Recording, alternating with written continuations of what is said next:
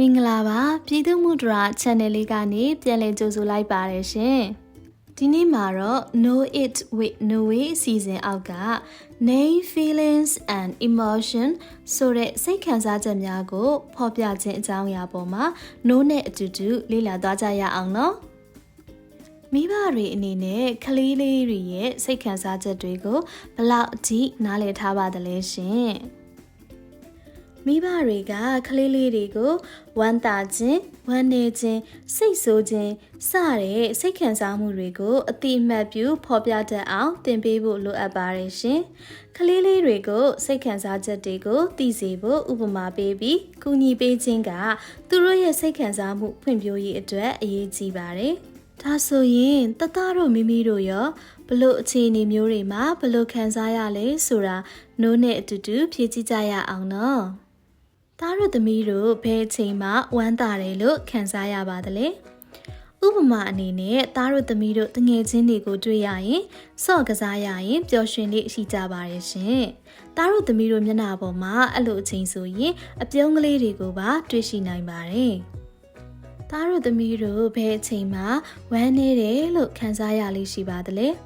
ဥပမာအနေနဲ့သားတို့သမီးတို့ဖေဖေတွေမမေတွေနဲ့ဝေးကွာပြီးတော့နေရတဲ့အခါမျိုးမှာလွမ်းရတဲ့အခါမျိုးမှာဝမ်းနည်းတယ်လို့ခံစားရလေးရှိပါတယ်ရှင်။သားတို့သမီးတို့ဘယ်အချိန်မှာစိတ်ဆိုးဒေါသထွက်တယ်လို့ခံစားရပါသလဲ။ဥပမာအနေနဲ့တစုံတစ်ယောက်ကကိုယ်ရှိမှတခြားသူကိုပဲဖြစ်ဖြစ်ကိုယ့်ကိုပဲဖြစ်ဖြစ်မလေးမစားအပြုအမူတွေလုပ်နေရင်စိတ်ဆိုးဒေါသထွက်တာမျိုးဖြစ်တတ်ပါတယ်ရှင်။အဲ့ဒါကိုတည်တည်ချာချာနားလည်ပေးဖို့ကမိဘတွေအနေနဲ့လည်းတာဝန်ရှိပါတယ်။သားတို့သမီးတို့ဘယ်အချိန်မှအံ့ဩရဲလို့ခံစားရပါသလဲရှင်။ဥပမာအနေနဲ့မမျှော်လင့်ထားပဲမိသားစုဝင်တွေတငယ်ချင်းတွေကြီးကနေလက်ဆောင်ရတဲ့အခါမျိုးမှာသားတို့မိမိတို့ကအံ့ဩမိလေးရှိပါတယ်နော်။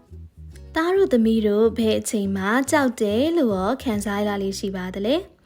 ဥပမာအနေနဲ့ကြောက်စရာကောင်းတဲ့ရုပ်ရှင်တွေကြည့်မိတဲ့အခါမျိုးမှောင်တဲ့အခန်းထဲမှာသားတို့သမီးတို့တယောက်တည်းရှိနေတဲ့အခါမျိုးတွေမှာတုန်လှုပ်ကြောက်ရွံ့မှုတွေကိုလည်းခံစားရတတ်ပါတယ်နော်သားတို့သမီးတို့ဘယ်အချိန်မှပင်ပန်းတယ်လို့ခံစားရပါသလဲဥပမာအနေနဲ့နေပူတဲ့နေ့တွေမှာအပြင်သွားရတဲ့အခါဒါမှမဟုတ်ပြေးလွှားဆော်ကစားရတဲ့အခါမျိုးတွေမှာပင်ပန်းတယ်လို့ခံစားရလေးရှိပါတယ်နော်သားတို့သမီးတို့ဘယ်အချိန်မှရှက်တယ်လို့ခံစားရပါသလဲဥပမာအနေနဲ့တစုံတစ်ယောက်ကချီကျူးလာတဲ့အခါတမိမိတို့ရဲ့မျက်နှာလေးတွေကနှီးရဲလာပြီးတော့စကားမပြောချင်တော့ပဲတခဏတာရှက်ရွံ့မိတာမျိုးလည်းဖြစ်တတ်ပါတယ်အဲ့ဒါကလည်းပုံမှန်ပါပဲရှင်သားတို့သမီးတို့ဘယ်အချိန်မှလန့်နေလို့ရောခံစားရပါသလဲရှင်ဥပမာအနေနဲ့ဖေဖေတွေမေမေတွေကတခုခုအိမ်လောက်ပဲဖြစ်ဖြစ်ဒါမှမဟုတ်ဆရာမတွေကចောင်းစာတခုခုပေးထားတာကိုပဲဖြစ်ဖြစ်သားတို့သမီးတို့ကလှုပ်ဖို့မေ့သွားတဲ့အခါမျိုးမှာဆိုရင်လည်းလန့်တက်တာမျိုးဖြစ်တတ်ပါတယ်ရှင်သားတို့သမီးတို့ဘယ်အချိန်မှဂုဏ်ယူတယ်လို့ခံစားရပါသလဲရှင်ဥပမာအနေနဲ့အိမ်စာတွေကိုမမှန်ကန်ပြီးမြောက်အောင်လုပ်နိုင်တဲ့အခါဒါမှမဟုတ်စူးစမ်းအားထုတ်မှုအတွက်ဆုချခံရတဲ့အခါကိုဂုဏ်ယူလေးရှိပါတယ်နော်လူတိုင်းဟာပျော်ရွှင်တာဝမ်းနည်းတာစိတ်ဝင်စားတာညှိငွေတာဂုဏ်ယူတာရှက်တာစတဲ့ခံစားမှုမျိုးစုံကိုအခြေအနေအမျိုးမျိုးမှာခံစားကြရလေးရှိပါတယ်ရှင်ဘလို့ခံစားမှုမျိုးကိုပဲဖြစ်စေတွေ့ကြုံရပါစေအဲ့ဒီခံစားချက်တွေကိုနီးမှန်လမ်းမှန်နဲ့ဖော်ပြနိုင်နေဆိုတာတကယ်ကိုကောင်းမွန်ပါတယ်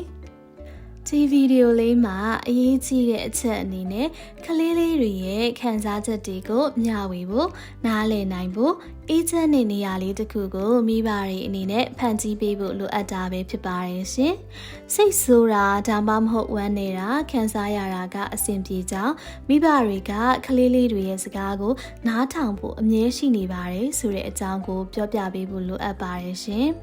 အခုလိုစိတ်ခံစားချက်တွေကိုသိနာလေတာကကလေးတွေရဲ့စိတ်ပိုင်းဆိုင်ရာဖွံ့ဖြိုးမှုအတွက်လည်းအရေးကြီးပါတယ်ဒီဗီဒီယိုလေးကိုကြည့်ပြီးကြိုက်နှစ်သက်တဲ့ဆိုရင် like, share and subscribe လုပ်ဖို့မမေ့ပါနဲ့နော် Know It with Noe အစီအစဉ်မှာနောက်တစ်ခါအတူတူပြန်လည်ဆုံတွေ့ကြမယ်နော် Bye bye